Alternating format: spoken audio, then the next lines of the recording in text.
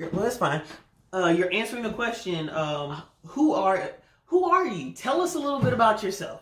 Hi, my name is Javania Webb, and I am a fourth-year PhD student at University of Missouri St. Louis. Currently, I am working on analyzing my data. I'm almost done. The countdown is on. Also, I am the youngest of three.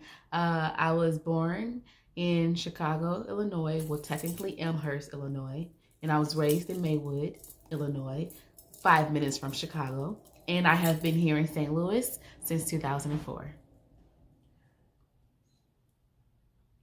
Tell us about your organization. So in 2005, I started UR Worthy Incorporated. UR Worthy is for BlackQueer youth who are self-identifying as LGBTQIA. We are actually rebranding and restructuring to become a organization that focuses on leadership and mentorship together.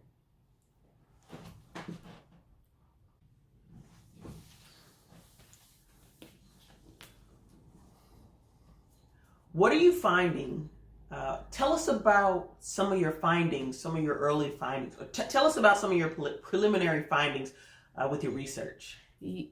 So yes, I am finding that 3 out of 6 of my participants were molested. 5 out of 6 of them identify as non-binary. 6 out of 6 believe and are currently in therapy. 6 out of 6 believe that they are just a catalyst for the youth right now. They're not really helping them, but the youth are really helping them as the adults because of their reliant.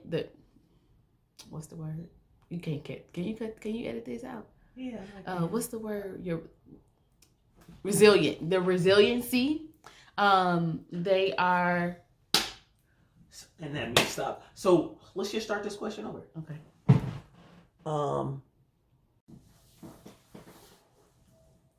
Hi, so some of my preliminary findings that I am starting to see right now is that 4 out of 6 of my participants do not believe in gender constructs and identify as non-binary. 3 out of 6 of my participants were molested as children, and they have had to go to therapy in order to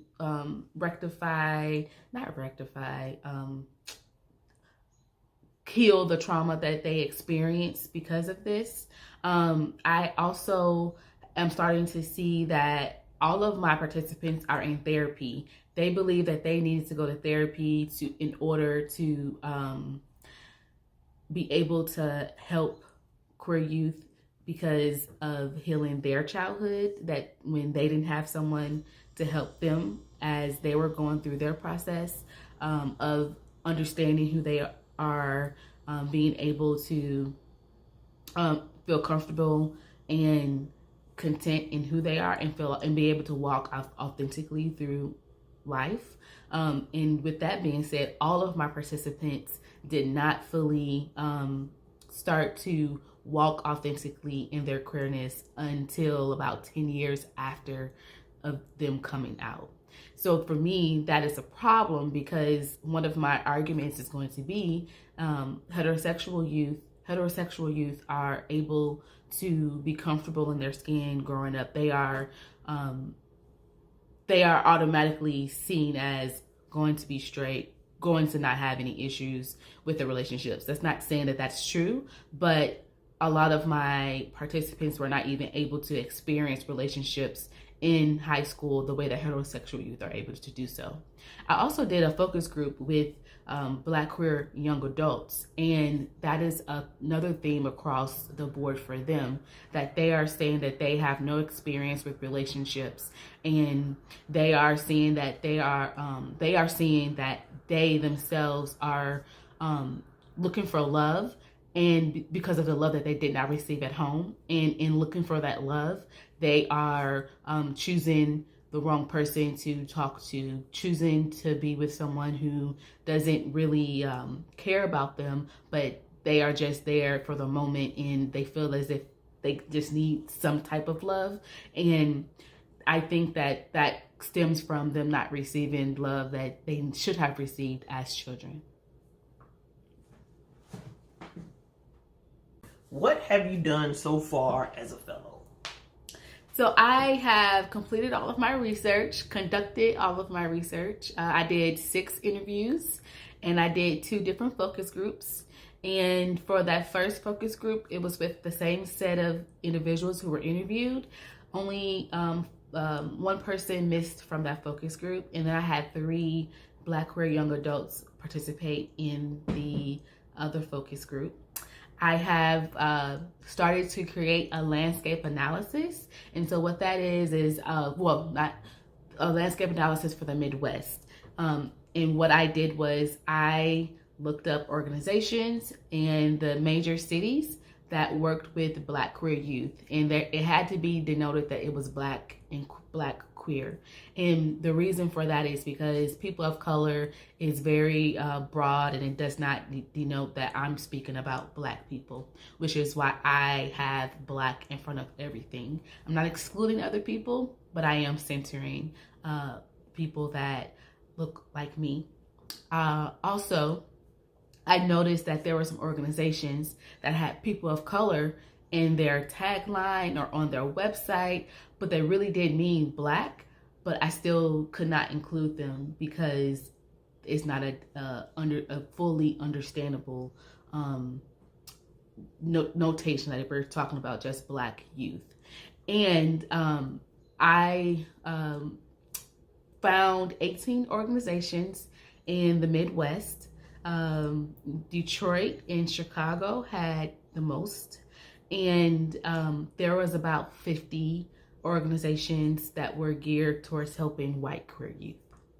And so that is, as you can see, a huge disparity. And we are, well, when I say we, I mean we as a whole, we as people who are working with Black queer youth are needing to step our game up and to get out there and to make sure that we are helping youth who are needing the help and who is wanting the help. So you gave the number for for the number of white organizations, but you did not give a number for Black organizations. Can you tell us the number for Black organizations? Yes, I found 18 organizations in the Midwest that's helping Black queer youth, and the Chicago and Detroit has the most. Do you have a number for them? If not, I believe it was 2 each. And that's the most? In a city, yes. So there was, so for instance, I think it was Cincinnati, let's not use Cincinnati, because Indianapolis had a total of like 6 organizations.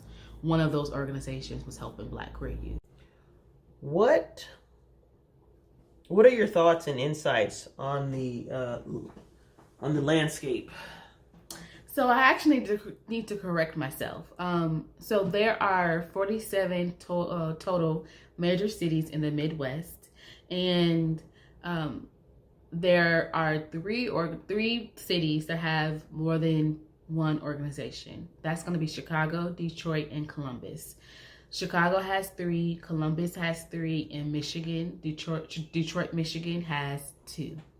What I'm finding is that there are too few in between organizations for Black queer youth. And the reason why that's a problem is because there's going to be youth who live in a city. There's going to be youth who live outside the city.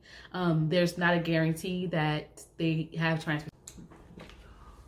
What are your thoughts and insights of the landscape analysis, what are your thoughts and insights on the landscape of organizations that support Black LGBTQIA in the Midwest? So first, I need to go back and correct myself. So there are a total of 47 major cities in the Midwestern states. There are going to be 3 major cities that have more than one organization for Black queer youth. And those cities are Chicago, Detroit, and Columbus. Columbus has 3, Chicago has 3, and Detroit has 2. So the issue with that is we cannot assume that BlackQueer youth have access to be able to go to meetings that are going to be in their actual city. They may not have transportation, they may not have money for transportation, they may not even be out. And you don't want to out children, because that can can turn into a toxic house, an environment for themselves if they're outed. One thing though that I am also seeing in the research is that BlackQueer youth, my youth, are defined as 18 to 25. They really don't care about being out or being outed or people knowing, because they are being themselves fully authentically, but they are still having issues with other things as far as being Black and queer.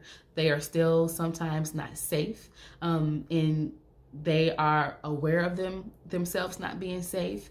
They're not safe sometimes at home or in the streets, especially our effeminate Black gay men and our masculine Black queer women, or those who are non-binary. I also saw that a lot of, I shouldn't say a lot, because I only interviewed 3, and they do not speak for everyone.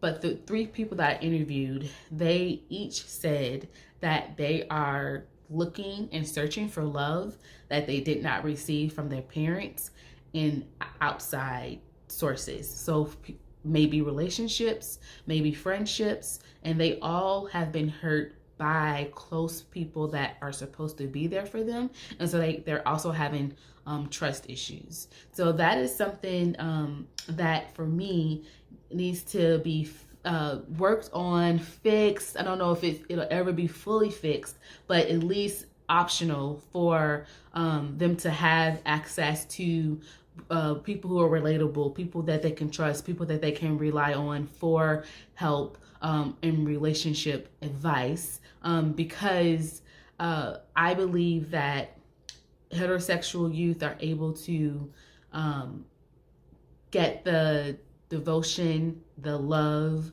and the practice that they're able to get because of the society that we're living in. There's not most Black queer youth do not have parents who are also queer, or family members who are also queer. And if they do have family members who are queer, they are maybe not around a lot. So they still do not have anyone in their corner or in their life that they can go and talk to about how to have a healthy relationship. And so healthy relationships can be queer relationships or heterosexual relationships. The issue is that most heterosexuals do not try to help or give insight on queer relationships.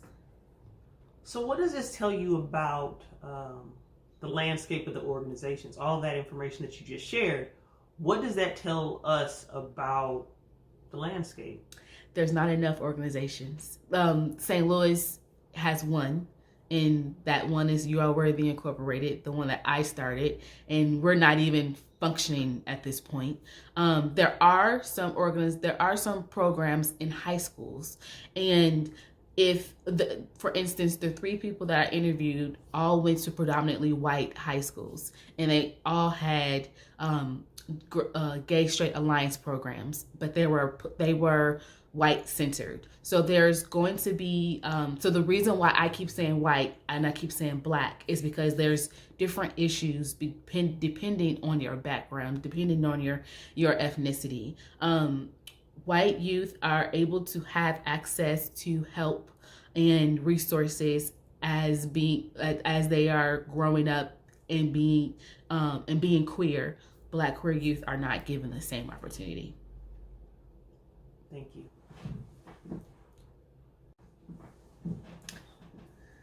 So you can find me on Instagram, BlackQueerandScholarly, Twitter, BlackQueerandScholarly, Facebook, BlackQueerandScholarly. And LinkedIn is Javania Michelle Webb. And I am going to be doing a series, social media series for this fellowship. So you can also find me on Liberated Genius as well while I am completing this fellowship until the end of the school year, which is going to be May of 2022. Thank you so much for joining.